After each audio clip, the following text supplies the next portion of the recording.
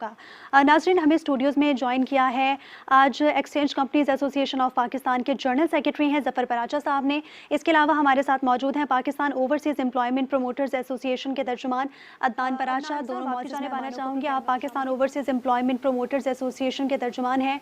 आपसे जानना चाहूँगी पाकिस्तान की जितनी भी करंट सिचुएशन है, पाकिस्तान में पॉलिटिकल अनस्टेबिलिटी है, इसके बाद पाकिस्तान का फ्यूचर आप क्या देख रहे हैं इस हवाले से?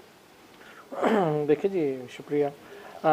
जो सिचुएशन इस टाइम पे चल रही है, पिछले कुछ महीनों से चल रही है, बल्कि 1.5 साल से जो चल रही है, उसके बाद जो इस टाइम पे पाकिस्तान में जो यूथ और आपकी इंडस्ट्री जो है उसकी सिचुएशन आपके सामने है। एक्सपोर्ट्स हमारी ऑलमोस्ट 40 से 50% कम हो चुकी है। हमारी लोकल इंडस्ट्री इस टाइम पे चल नहीं रही, और जो हमारी यूथ है वो इंडस्ट्री के ना चलने की वजह से अनएम्प्लॉयड हो गई है। अब वो अनएम्प्लॉयड होने के बाद उनकी यूटिलाइजेशन किसी की समझ में नहीं आ रही कि उस यूथ को यूटिलाइज़ कहाँ किया जाए। इस टाइम पे जो मुल्की सिचुएशन है, इसके अंदर हर इंसान इतना परेशान है कि उसको वे आउट नहीं मिल रहा कि वो कहाँ से अपने आप को यूटिलाइज़ करके जो महंगाई की रेशो जो 40% जो बढ़ी है पिछले 1-1.5 साल के अंदर, तो वो अपना बजट किस तरह मैनेज करें। अब इस टाइम पे जो गवर्नमेंट ऑफ पाकिस्तान ने कुछ इकदाम किए हैं एक्सपोर्ट को बढ़ाने के लिए, लेकिन उसके साथ ये देखें कि जो इंटरेस्ट रेट बढ़ा है आपका, जो सब्सिडीज़ जो बिजली पे और गैस पे वो जो ख़त्म हुई है, उसकी वजह से इंडस्ट्री जो हमारी एक्सपोर्ट इंडस्ट्री स्पेशली, जिसकी वजह से हमें बाहर से पैसा भी आता है, वो हमारी बहुत ज़्यादा इफ़ेक्ट हुई है। और हम इंटरनेशनल मार्केट्स के अंदर हमारी इंडस्ट्री कम्पीट नहीं कर पा रही रेट्स की वजह से। तो अल्टीमेटली हमारे जो इंडस्ट्री के ऊपर बैंक्स के लोन्स भी हैं और उन्होंने एक्सपोर्ट भी जो करना है, उसके इम्पैक्ट की वजह से उन्होंने इंडस्ट्री ने अपने शट डाउन करना स्टार्ट कर दिया। इस टाइम पे गवर्नमेंट ऑफ पाकिस्तान को भी हमारी आने वाली निगरान गवर्नमेंट को भी इस चीज़ की तरफ फोकस करना पड़ेगा कि हमारी एक्सपोर्ट को कैसे इंक्रीज़ किया जाए। हमारी एक्सपोर्ट को इंक्रीज़ किया जाएगा और उसके साथ साथ हम अपना इंटरेस्ट का जो रेशो है उसको किस तरह नीचे लाएं। जब इंटरेस्ट रेट नीचे आएगा तो इंटरेस्ट रेट के नीचे आने से ही आपकी यहाँ की इंडस्ट्री चल पाएगी और हम इंटरनेशनल मार्केट के अंदर अपने प्रोडक्ट्स को सेल कर सकेंगे। इसके साथ ही आप ये देखें कि इंडस्ट्री के ना चलने की वजह से हमारे जो अनएम्प्लॉयड जो यूथ है उसको हमने कैसे यूटिलाइज़ करना है, इसके लिए प्रॉपर पॉलिसीज़ बनाने की ज़रूरत है। जो हम पॉलिसीज़ अगर नहीं बनाएंगे तो जो हमारे हर साल जो 4.5 लाख ग्रेजुएट्स हमारे ऐड अप हो रहे हैं और हमारे जो पीछे हमारी जो अनएम्प्लॉयमेंट हुई है हमारे, वो हम उनको कहाँ पे यूटिलाइज़ कर सकेंगे, इसकी पॉलिसी बनाने की ज़रूरत है। अगर हमारे पास लोकली पाकिस्तान के अंदर हमारे पास अगर इनकी यूटिलाइजेशन नहीं है तो हमारे पास एक शॉर्ट टर्म वे आउट है कि हम उनको यहाँ से बाहर हम एक्सपोर्ट कर दें। अभी वज़ीर आज़म साहब ने भी अपने आखिरी खिताब के अंदर जो तकरीर में कहा था कि हमारी जो ओवरसीज़ पाकिस्तानीज़ हैं वो हमारा एसेट्स हैं और बाहर के ममालिक के अंदर इस टाइम पे स्किल्स वर्क फोर्स की अशद ज़रूरत है।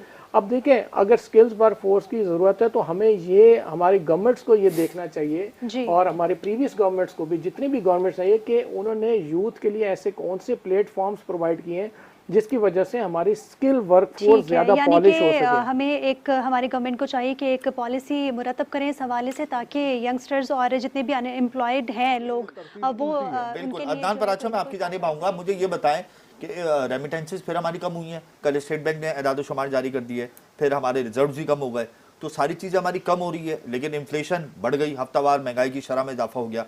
तो आप इन तमाम मामला को कैसे देखते हैं, क्योंकि ब्लैक मार्केट की वजह से हमारी रेमिटेंसेस बहुत ज़्यादा डिस्टर्ब हो रही हैं और जिस तरीके से हमारी रेमिटेंसेस कम हुई हैं तो क्या हम अपना हदफ हासिल कर लेंगे फिस्कल ईयर का?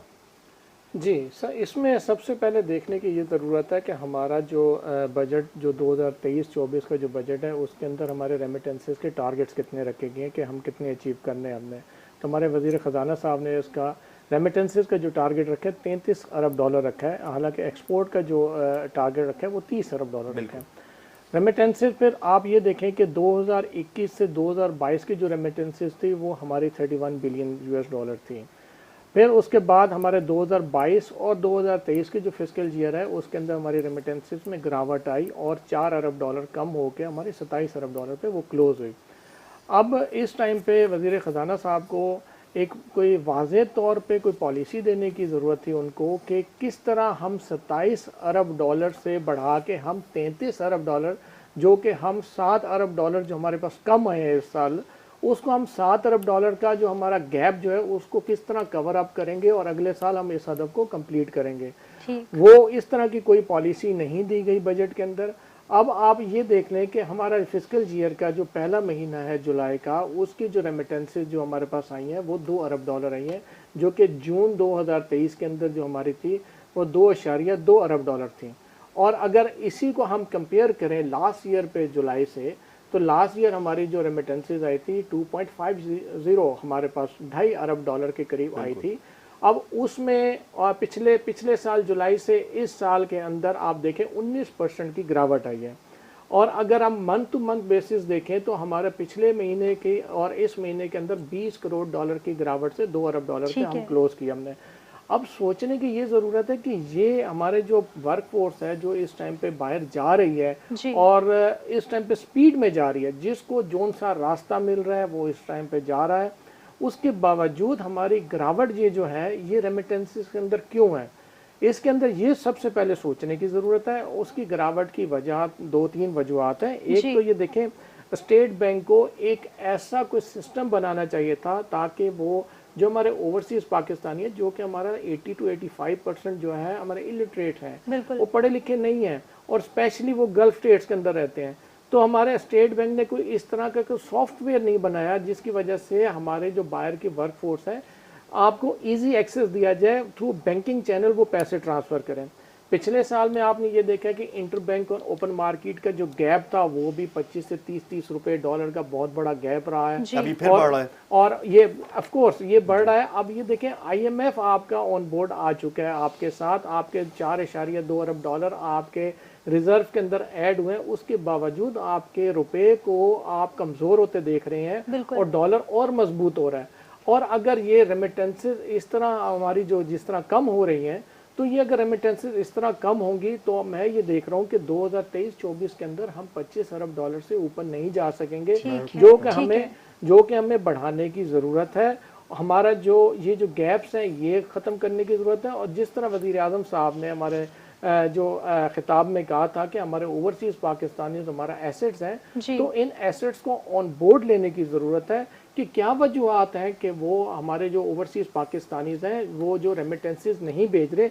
आप ये देखें कि इस टाइम पे सऊदी अरेबिया से हमारे मंथ टू मंथ बेसिस के ऊपर 6% हमारा जो है वो गिरावट आई है, UAE से 3% आई है और UK से 11% हमारे पिछले महीने से अब तक में ये गिरावट देखने में आई है। कि ये मुझे बताएं कि जितनी तेजी से ब्रेन ड्रेन है हमारे मुल्क से लोग छोड़कर जा रहे हैं, तो एक क्या एदाद शुमार है आपके पास, कितने लोग जा चुके हैं जनवरी से लेकर अब तक?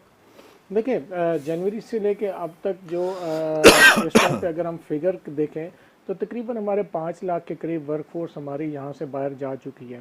और ये तो वो फिगर्स हैं जो कि हमारे ऑफिशियल थ्रू प्रोटेक्ट्रेट के जो हमारे पास डाटा जो अपलोड हो रहा है। लेकिन अगर आप देखा जाए तो इस टाइम पे जो पढ़े लिखे प्रोफेशनल्स हैं और स्किल्ड जो वर्कफोर्स है वो डिफरेंट विजिट वीज़ेस पे भी आपके गल्फ स्टेट्स के अंदर जाके वहाँ पे जॉब्स वगैरह ले रहे हैं और इसके अंदर आने वाले दिनों में और ज़्यादा इजाफा देखने में आएगा। यानी हम ये कह सकते हैं कि 5 लाख तो चले एक ऑफिशियल है, अगर हम ये कह सकते हैं कि विजिट वीज़े पे या जो तालीम के उसूल के लिए बच्चे जा रहे हैं बाहर, तो इन सबको अगर मैं मजमूई तौर पे एक जगह पे जमा कर लूँ तो 7-8 लाख हो गए होंगे जी। 6.5 से 7 लाख बंदे मैं इस टाइम पे हमारी जो पाकिस्तानी पब्लिक जो है, हमारी यूथ जो है, वो इस टाइम पे आपका विजिट वीज़ा और एम्प्लॉयमेंट वीज़े के थ्रू हमारा ख्याल यही है कि इस टाइम पे जा चुकी है। ये एक नया रिकॉर्ड बन जाएगा साल के आखिर में, ऐसा ही है? देखें जी, रिकॉर्ड बनने को तो बहुत कुछ रिकॉर्ड बन सकते हैं, लेकिन हमें रिकॉर्ड ये बनाना है कि हमें इसके इधर से स्किल्स वर्कफोर्स एक्सपोर्ट करनी है, ना कि हमारी इधर स्टेबिलिटी हो और हमारी जो वर्कफोर्स जहाँ से पाकिस्तान से बाहर जाए वो हमें रिप्रेजेंट प्रॉपर तरीके से इस तरह करे कि ताकि वो रेमिटेंसेस में इजाफे का बायस बने। इस टाइम पे जो लोग हैं पब्लिक के अंदर, जो प्रोफेशनल्स हैं या स्किल्ड हैं, हाईली स्किल्ड लोग हैं, वो अपने फैमिलीज़ के साथ मूव होना चाह रहे हैं इस टाइम पे। ये हमारे लिए बहुत ज़्यादा अलार्मिंग है, क्योंकि अब ये देखें, जो वर्कफोर्स यहाँ से बाहर जाती है, वहाँ से बाहर से कमा के अगर पाकिस्तान भेजती है तो वो एक आपका रेमिटेंसेस का बायस बनती है। लेकिन लोगों के अंदर जो इसतराब ये देखने में आया है, और आप ये देखेंगे कि लोग इमिग्रेशन के सिस्टम में जा रहे हैं, लोग फैमिलीज यहाँ से शिफ्ट करना चाह रहे हैं, वो हमारे लिए अलार्मिंग है। इसके लिए आने वाली निगरान गवर्नमेंट को भी और हमारे उसके बाद इलेक्शंस के बाद भी गवर्नमेंट को प्रॉपर पॉलिसीज़ बनाने की ज़रूरत होगी, जो कि पॉलिसीज़ उसके शॉर्ट टर्म और लॉन्ग टर्म होगी।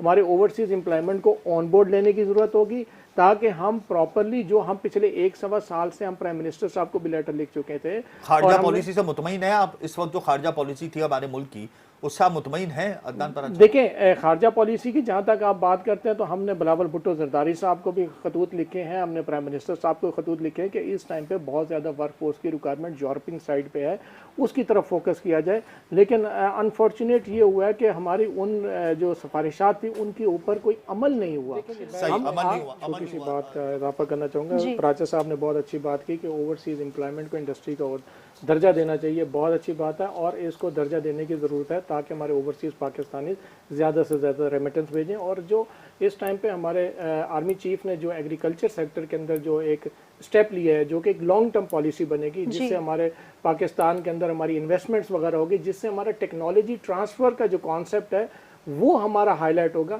ये भी बहुत अच्छा स्टेप है जो आने वाले सालों के अंदर पाकिस्तान के अंदर एग्रीकल्चर के अंदर एक बहुत अच्छा, बिल्कुल इसमें कोई दो ठीक है। बहुत शुक्रिया दोनों मुअज़्ज़ज़ मेहमानों का।